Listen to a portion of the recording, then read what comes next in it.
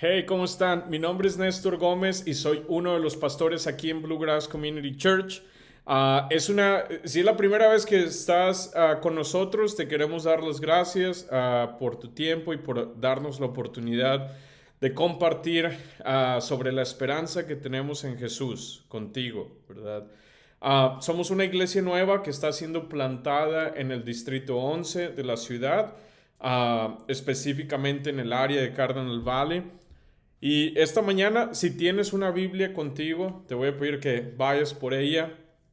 Vamos a estar leyendo de Hechos capítulo 17 del versículo 16 al 34. Entonces vamos a leer la palabra del Señor.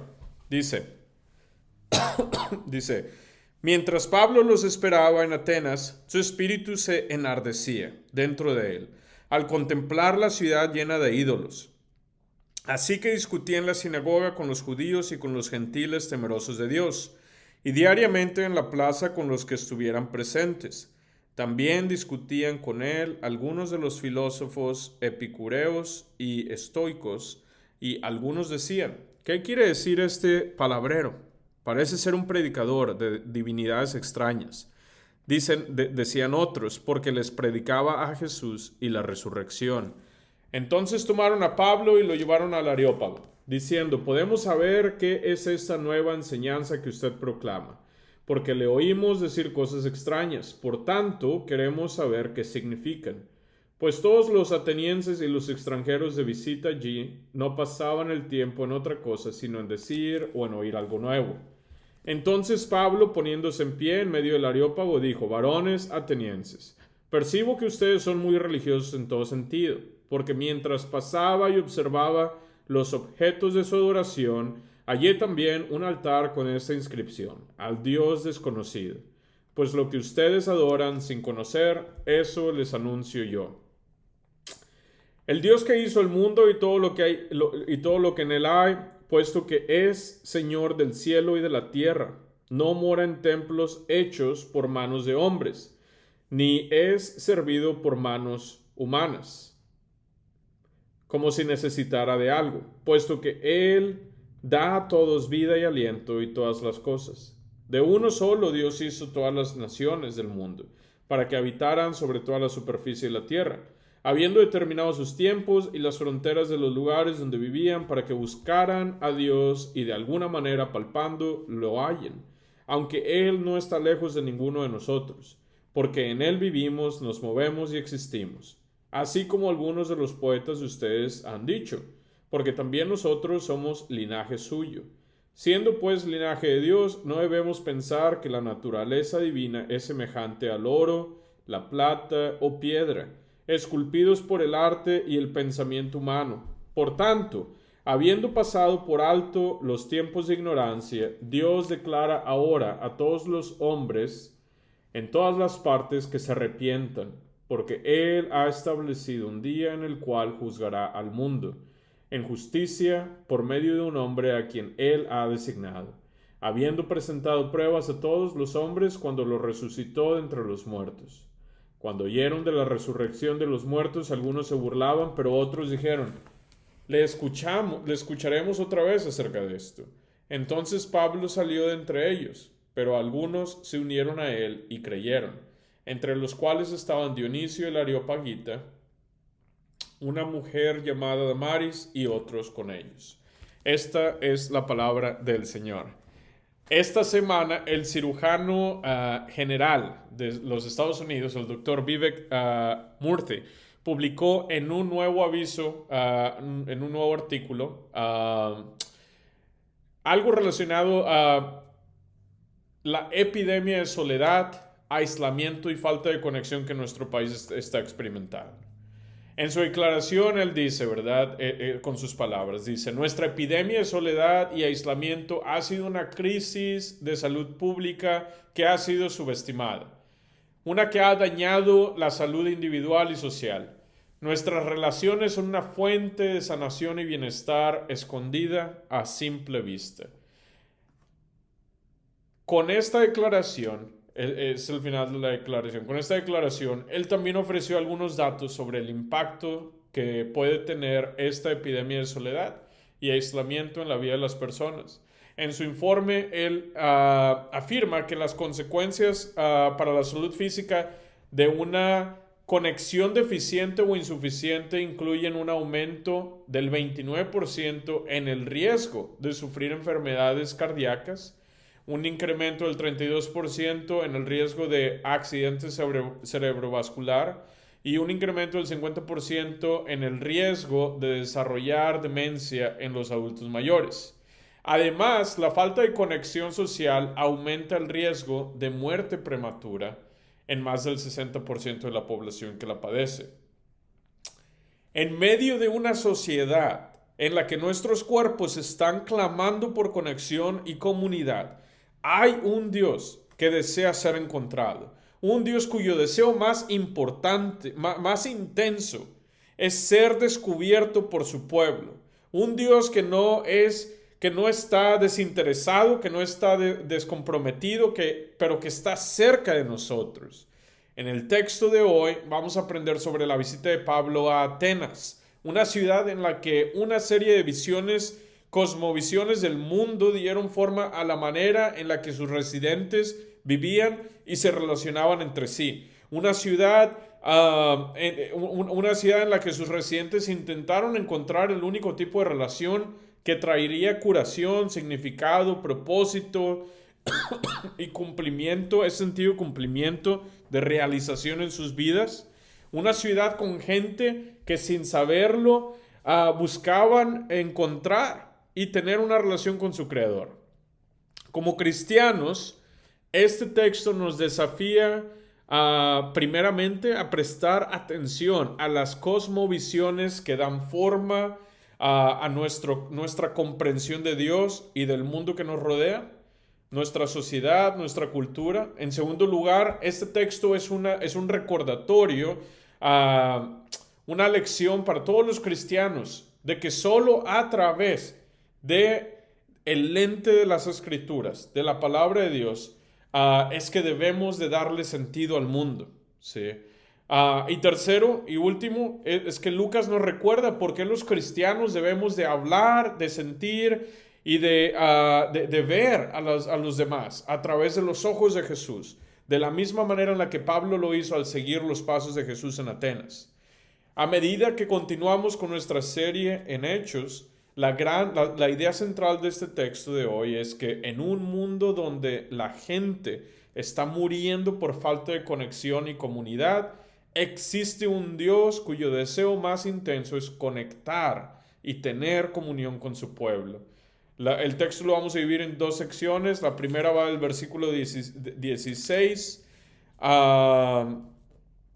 del versículo 16 al 21 y la segunda, y se va a llamar Intentando encontrar a Dios. La segunda sección titulada Dios no está lejos de cada uno de nosotros, Él está cerca, va a ir del versículo 22 al 34. Así que oremos antes de empezar.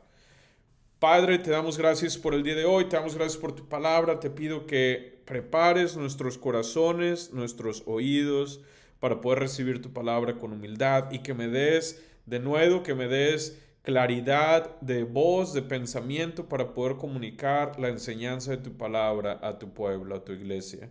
Es en el nombre de Jesús que oramos, Señor. Amén. Amén. Ok, la primera sección, intentando encontrar a Dios.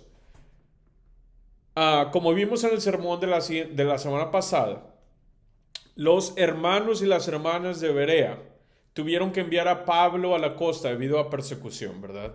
Estos hermanos lo escoltaron hasta Atenas. Cuando llegó Pablo a Atenas, mientras esperaba a Timoteo y a Silas, vemos que Pablo se angustió bastante. Aquí el versículo 16 dice que su espíritu se enardecía.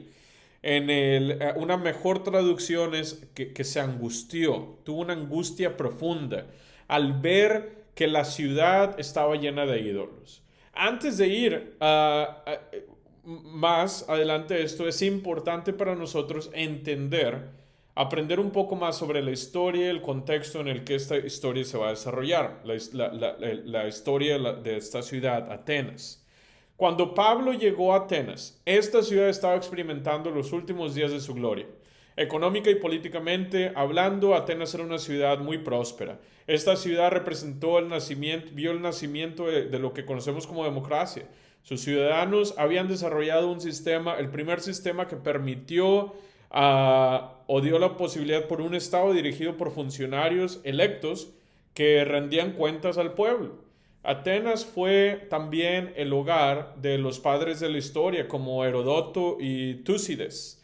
También el padre de la medicina era un ateniano, Hipócrates, y también grandes filósofos como Sócrates, el padre de la filosofía occidental, que después enseñó Platón y luego Platón enseñó a Aristóteles, también eran de Atenas. Atenas no era solamente hogar de filósofos, médicos, historiadores, pero también de artistas.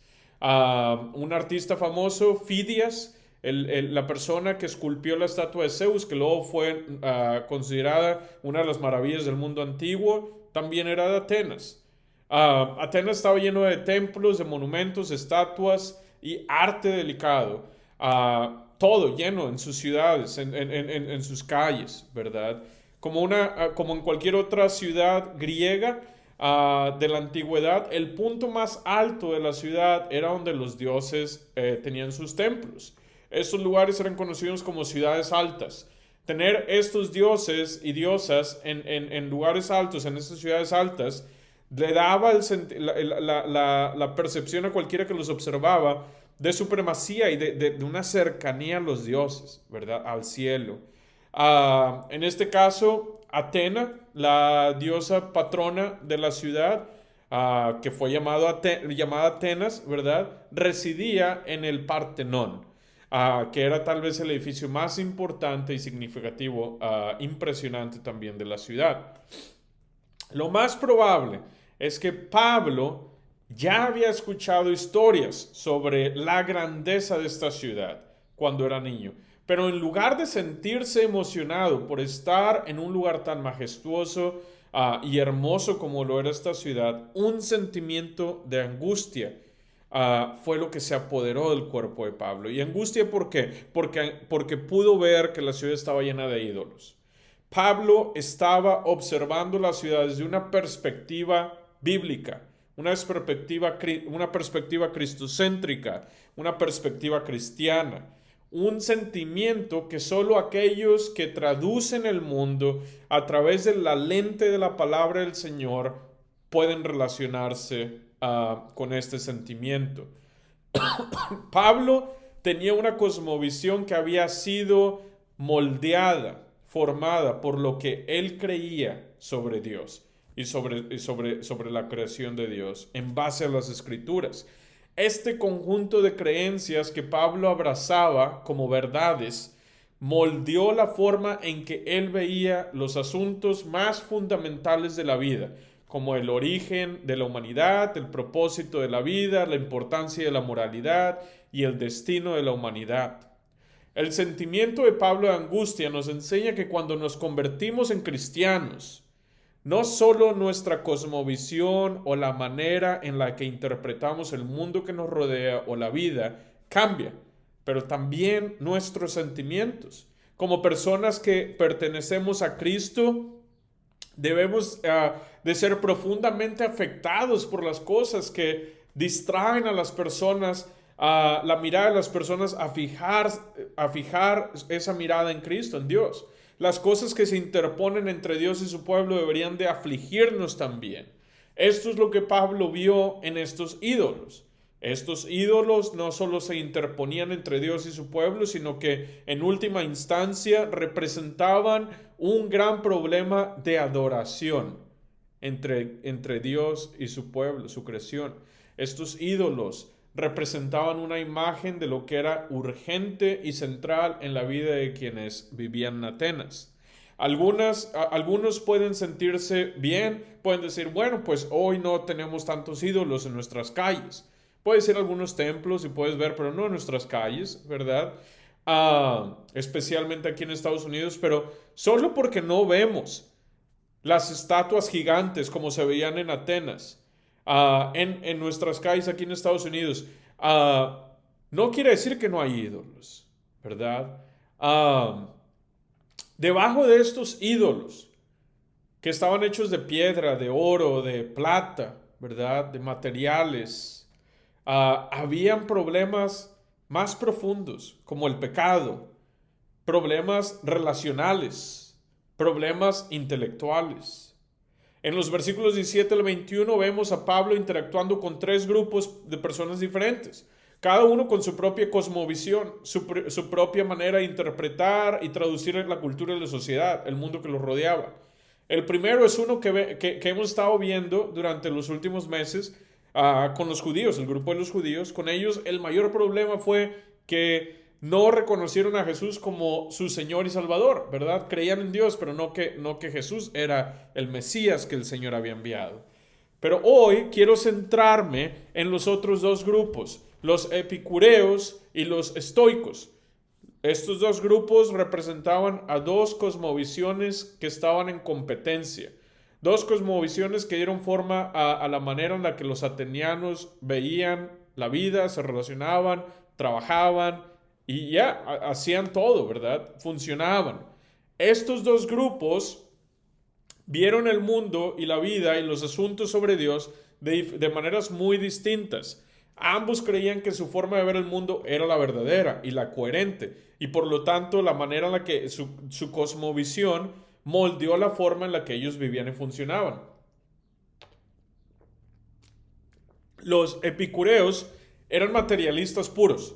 Ellos no creían en un Dios ni en la actividad divina en sus vidas. Para ellos, alguien sabio era aquella persona que no temía el juicio divino ni esperaba la recompensa eterna. Ellos, su lema pudo haber sido: solo vives una vez, disfruta la vida. Para ellos el placer lo era todo. Ellos creían que el propósito de la vida era disfrutar del placer, y todo lo que se contrapusiera a experimentar placer, por lo tanto, se debía de evitar. Ellos creían que los dioses eran indiferentes, que si había un dios, este dios sería indiferente y totalmente descomprometido, desconectado de la humanidad.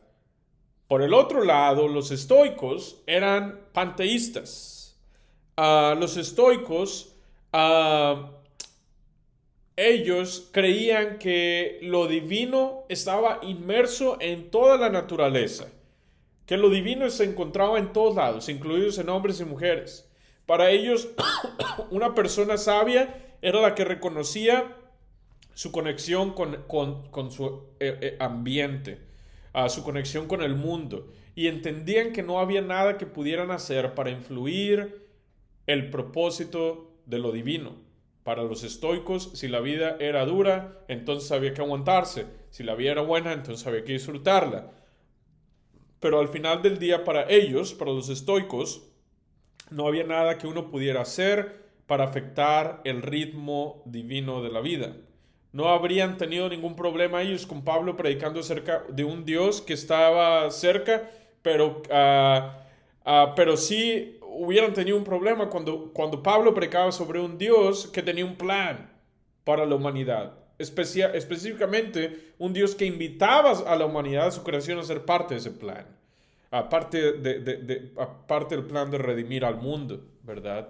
Hoy experimentamos algo similar, algo muy parecido en nuestro contexto, con dos cosmovisiones que son las dominantes, que están moldeando nuestra cultura y sociedad. Por un lado tenemos los escépticos, una visión del mundo que se abrazan de una cosmovisión que rechaza cualquier cosa que pueda parecerse o sonar como una verdad absoluta o última, o específicamente la idea de que la vida tiene sentido y la necesidad de salvación de la humanidad.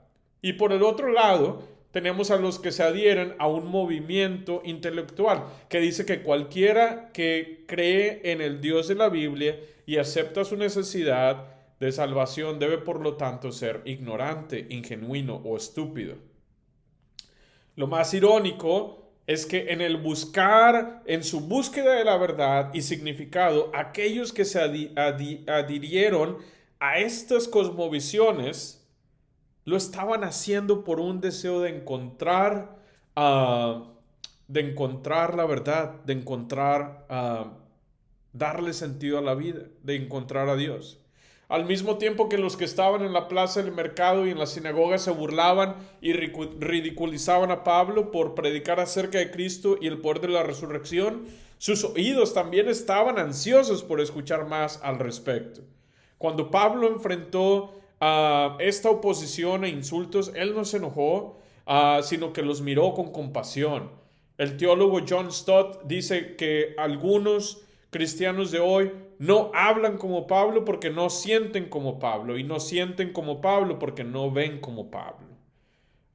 Detrás de cada uno de estos dioses, Pablo sabía que estaba un ardiente deseo de encontrar al Dios único y verdadero, un sentimiento que Pablo se podía relacionar con eso. Lo que veremos a continuación podría ser quizás uno de los mejores sermones registrados en las Escrituras. Un sermón que dirigiría los ojos y el corazón de aquellos que estaban escuchando hacia el único Dios, el verdadero Dios que sus corazones estaban buscando.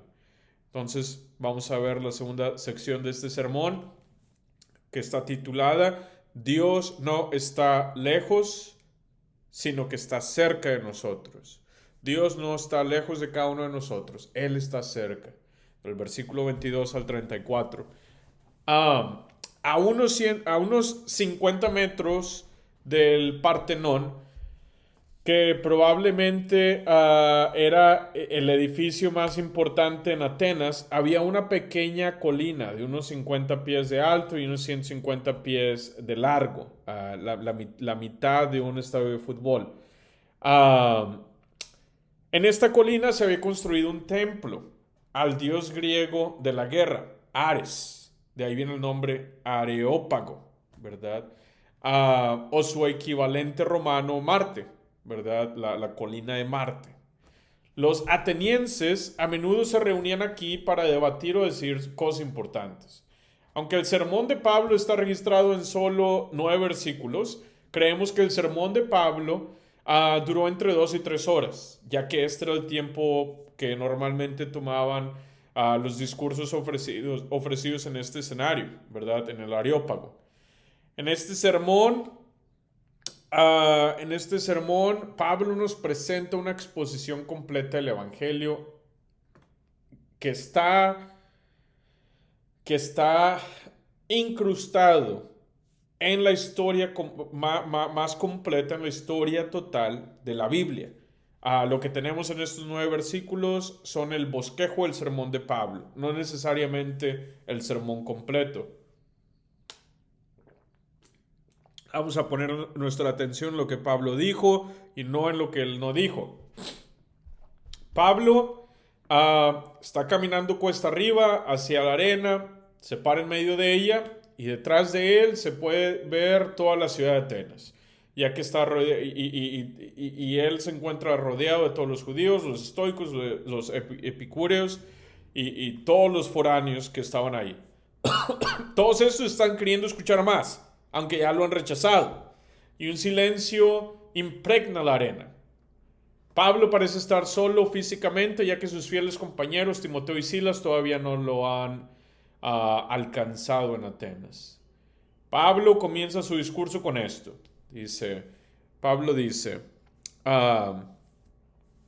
varones atenienses, percibo que ustedes son muy religiosos en todo sentido, porque mientras pasaba y observaba los objetos de su oración, hallé también un altar con esta inscripción: al Dios desconocido. Pues lo que ustedes adoran sin conocer, esto les anuncio yo.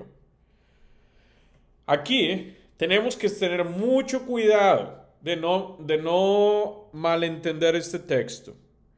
Pablo no le está diciendo a la gente que que ellos ya estaban cerca de conocer a Dios, pero necesitaban un empujoncito, ¿verdad? No le está diciendo, el Dios que yo les predico es el Dios que ustedes tienen ahí. No hay similitud entre el Dios desconocido y el Dios que Pablo está predicando. Pablo no está diciendo que este Dios desconocido sea Dios. Lo que Pablo está diciendo, en otras palabras, es atenienses. He visto, ¿verdad? Tengo visto su intento, me he dado cuenta de su intento tan grande de encontrar al Dios único y verdadero. Ese deseo tan profundo e intenso que ustedes tienen, que lo puedo ver en el hecho que han creado una estatua para el Dios no conocido, al Dios desconocido, ah, ¿verdad? Yo estoy aquí para hablarles de ese Dios, ¿verdad? Ese Dios desconocido.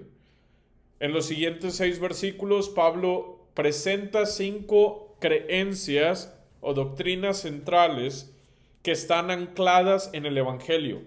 La historia de Jesús y el poder de la resurrección que él estaba predicando, ¿verdad? En la plaza central.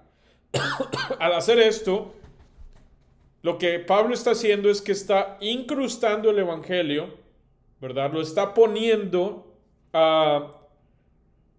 está incrustando dentro de la narrativa más grande de la historia de Dios para el mundo. Aquí nos va, lo que Pablo está demostrando es que la fe que él está predicando, el mensaje de Cristo, hace sentido, tiene sentido, ¿verdad? En toda la historia de redención, la historia de la creación. Pero también está comunicando que es una fe muy exclusiva. Y está comunicando que toda la creación necesita poner su fe en lo que él va a predicar, en este Dios único y verdadero, para poder alcanzar salvación. Entonces vamos a comenzar con estos 6 preceptos, estas 6 doctrinas básicas.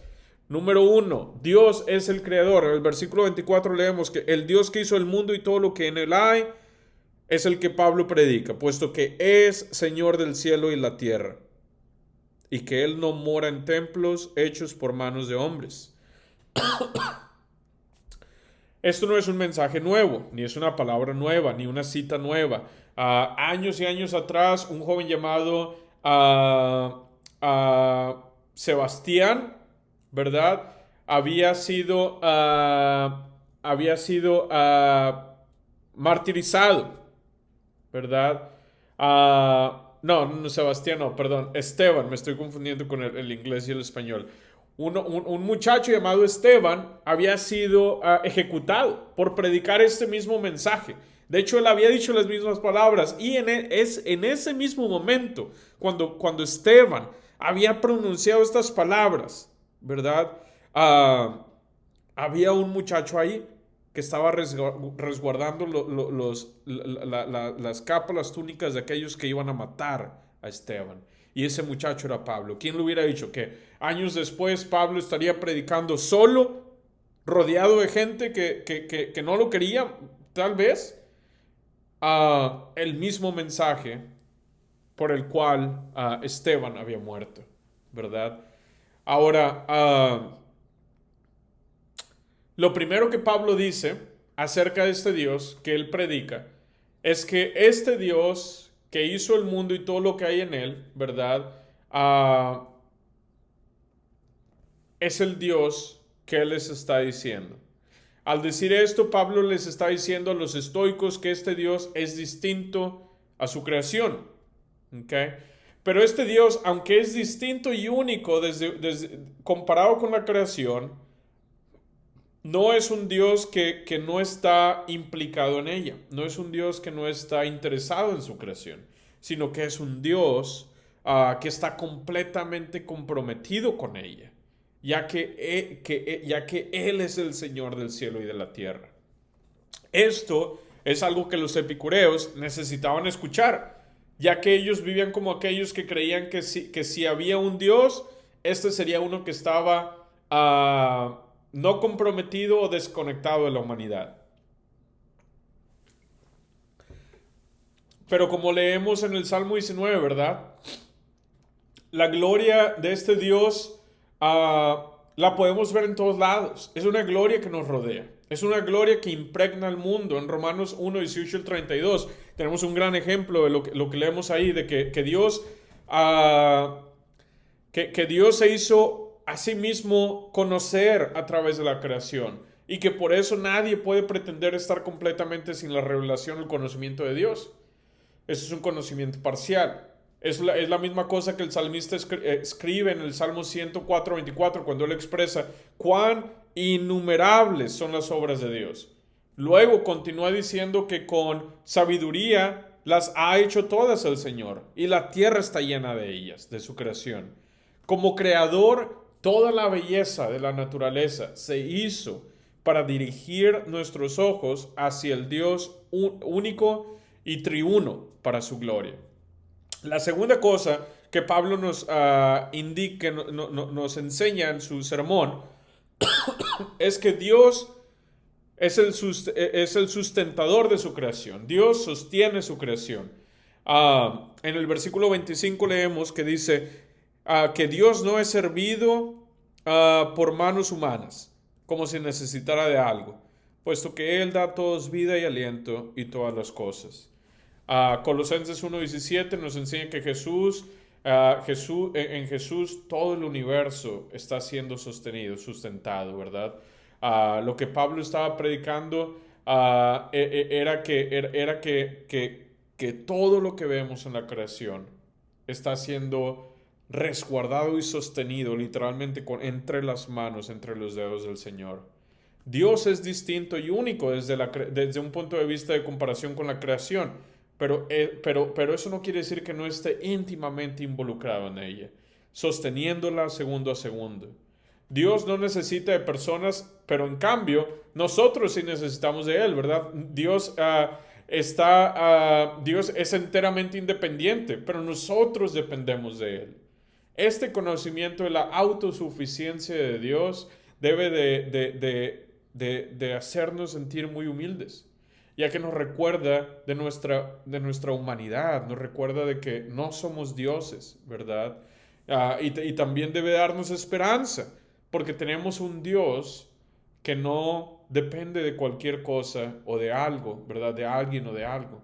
Es un Dios que es autosuficiente, un Dios que siempre va a estar ahí para nosotros, un Dios que nunca se va a acabar, un Dios que nunca se va a mover de donde Él está. La tercera cosa que aprendemos es que Dios es el Señor de toda la creación. De un solo hombre ha hecho todas las cosas, ¿verdad? Leemos, versículo 26. Dice, de uno solo Dios hizo todas las naciones del mundo para que habitaran sobre toda la superficie de la tierra, habiendo terminado sus tiempos y las fronteras de los lugares donde viven. Pablo continúa diciendo que la independencia de Dios no significa que Él esté desconectado de su creación. La autosuficiencia del Señor no significa que Él está desconectado de su creación. Dios está muy involucrado en la creación, en la vida de los hombres y de las mujeres. Ya que nosotros representamos el pináculo de su creación, su máxima creación, ¿verdad? Él se preocupa tanto por su creación que la diseñó de una manera única y especial, al darnos la diversidad que tenemos en el mundo. El hecho de que Dios ha determinado, como leemos aquí, y señalado tiempos y límites para nosotros, esto nos dice que le interesamos, que Dios es soberano sobre la historia y sobre la geografía que vemos en el mundo.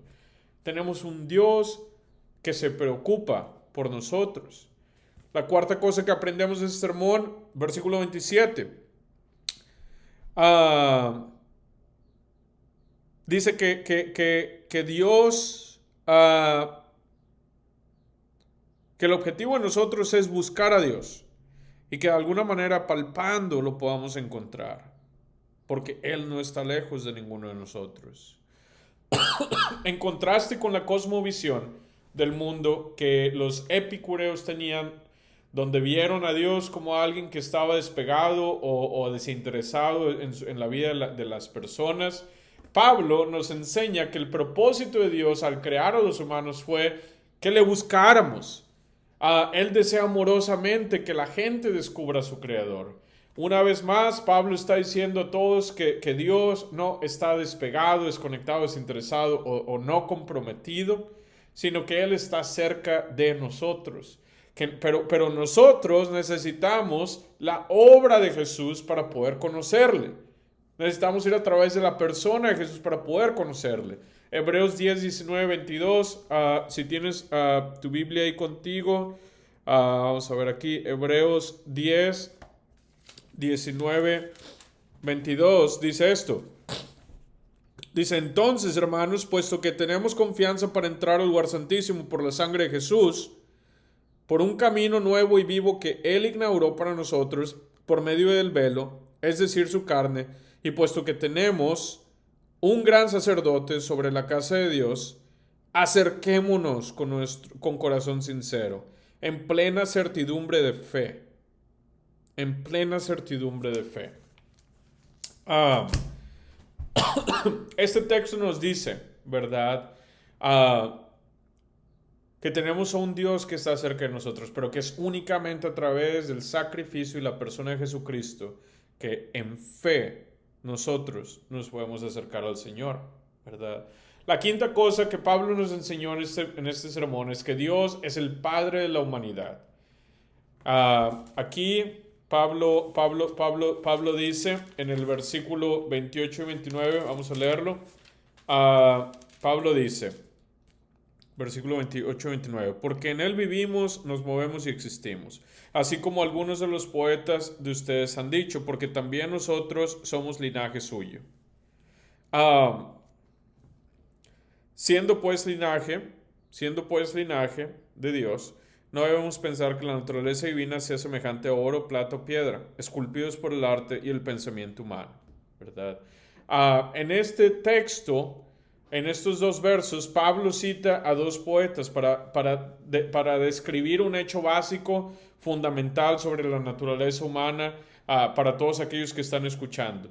Y este hecho básico, ¿verdad? Es que los hombres y las mujeres somos como nuestro creador en muchos aspectos.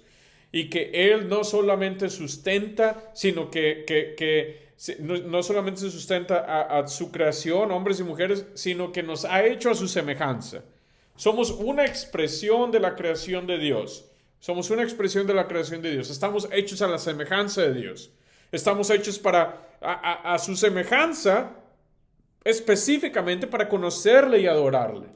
Esto significa que la revelación de Dios no solo resuena fuera de nosotros a través de la creación, sino que también resuena y puede ser vista dentro de nosotros, en quiénes somos nosotros como hombres y mujeres.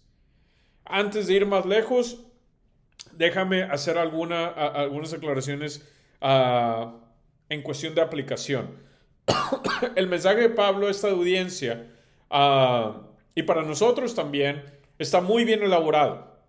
Es una obra maestra en cuestión de un sermón, de un pasaje. Pablo comienza con Dios como el creador para contar la historia de la Biblia desde su comienzo. Esto es importante y nos enseña que lo debemos de hacer hoy porque incluso en nuestro día actual hay mucha gente que no conoce la historia de la Biblia desde el inicio. En este texto, Pablo presenta el mensaje de Cristo dentro del marco completo de la narrativa más amplia de la palabra de Dios. En su último punto, su sexto y último punto doctrinal, teológico, que Pablo hace en este sermón, encontramos que en este Dios que Pablo está predicando existen dos cosas: juicio y salvación. Versículo 30 y 31 dice, por tanto, para concluir, está diciendo, habiendo pasado por alto los tiempos de ignorancia, declara ahora a todos los hombres que en Dios, en todas partes, en todo el mundo, que se arrepientan, porque Él ha establecido un día en el cual juzgará al mundo en justicia, por medio de un hombre a quien Él ha designado, habiendo presentado pruebas a todos los hombres cuando lo resucitó entre los muertos.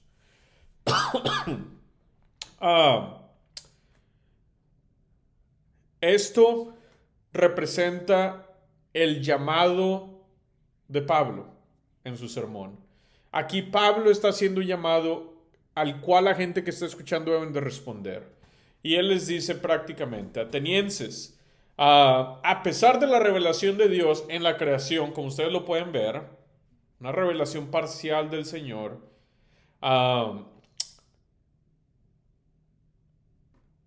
ustedes se han vuelto espiritualmente ignorantes, les dice. Pero esa ignorancia no les da excusa ya. No se pueden excusar atrás de esa ignorancia, ante la realidad de que existe un Dios que se ha hecho visible completamente a través de su creación, de su palabra y de la revelación que vemos en la vida de su Hijo, del cual Pablo estaba predicando en la plaza principal y la que la gente no creyó, ¿verdad? Este Jesús resucitado. En cambio, de la misma manera, Pablo les advierte de un juicio, ¿verdad? Con la venida de Jesús, la venida de Jesús marcó un punto determinante en la historia de redención de la humanidad. Ahora que Jesús ha hecho su parte y su trabajo ha sido consumido, ha sido terminado, la gente tiene dos opciones. O la gente se arrepiente y ponen su confianza en el Señor Jesús, o se enfrentan al juicio de Dios. El hecho de que Dios juzgará ha sido claramente expresado en el Antiguo y en el Nuevo Testamento. Y más aún, en la resurrección de Jesús, Pablo les dice a los atenienses. Pablo les dice, el Señor, Dios, el Creador, traerá este juicio a través de su Hijo Jesús. Aquí ustedes pueden responder de dos maneras. O responden al poner su confianza en Jesús, al poner su mirada en Jesús, reconocerlo como su Dios, su Señor, su Salvador, y se arrepienten, se giran literalmente, les dan la vuelta a la cosmovisión, a la manera en la que han estado viviendo. O la segunda opción es que se pueden enfrentar al juicio divino, el cual vendrá a través de la misma persona por la cual entró la salvación al mundo. En las Escrituras a Jesús también se le conoce como el segundo Adán, uno que vivió la vida que nosotros no pudimos vivir, uno que murió la muerte que nosotros no pudimos morir y que nos merecíamos, y un segundo Adán que resucitó primeramente por nosotros. Cuando vemos a Pablo comenzando su sermón desde un punto de vista de la creación, y al decirnos también en el versículo 16 que de uno solo Dios hizo todas las naciones, nos está apuntando nuestra mirada al momento de la creación, a mirar a ese primer Adán por el cual entró la maldición del pecado y condenación al mundo. Pero ahora tenemos a otro Adán, un segundo Adán, a Jesús. Jesús, este nuevo hombre, en el cual aprendemos en el versículo 31, porque Él ha establecido un día en el cual juzgará al mundo en justicia por medio de un hombre, Jesús. Este nuevo Jesús es nuestro juez, pero también nuestro Salvador. Este llamado al arrepentimiento es claro y consistente con toda la Escritura. Lo vemos en el Antiguo Testamento y en el Nuevo Testamento. Esto es porque todos estamos bajo la ira de Dios, porque todos nos hemos rebelado en contra de Él y lo continuamos haciendo. Y la única forma de escapar la ira de Dios y su juicio es apartándonos de nuestros pecados, arrepentimiento, y fijando nuestra mirada, nuestros ojos en Cristo, el significado de la fe. Esta es la única manera en la que nuestros pecados pueden ser borrados y la única forma en que podemos recibir la vida que nuestros corazones necesitan, el significado y el propósito que nuestros corazones necesitan. Para concluir con este sermón,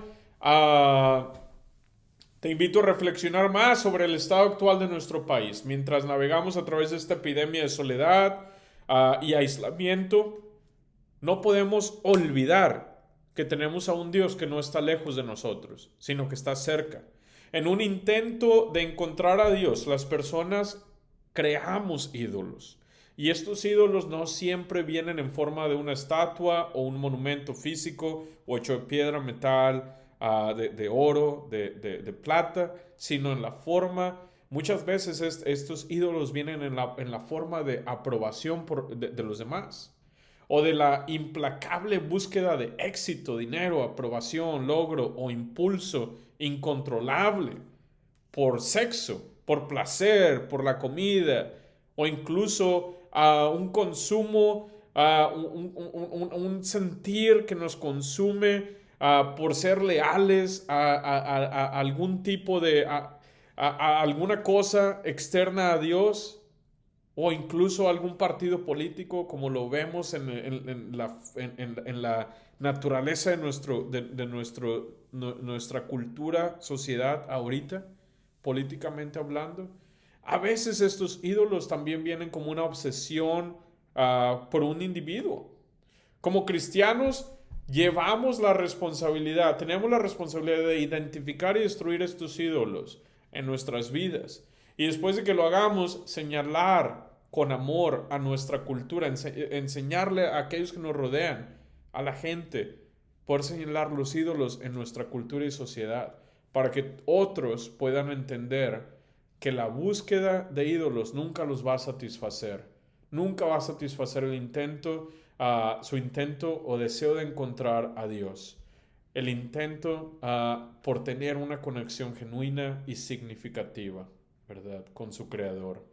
Uh, un ídolo es cualquier cosa que hace a Dios sentirse la invitación de Dios, sentirse como un inconveniente.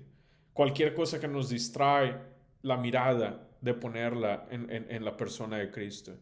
Pero para poder ver estos ídolos y sentir el peso de estos ídolos de la misma manera en la que Pablo lo hizo, debemos de esforzarnos por adoptar una cosmovisión que esté fundamentada en las Escrituras. A medida que que vivimos y disfrutamos de las cosas que disfrutan los que no conocen a Jesús, tenemos que aprender a mirar el mundo a través de un lente o un conjunto de lentes que sean consistentes con la palabra de Dios.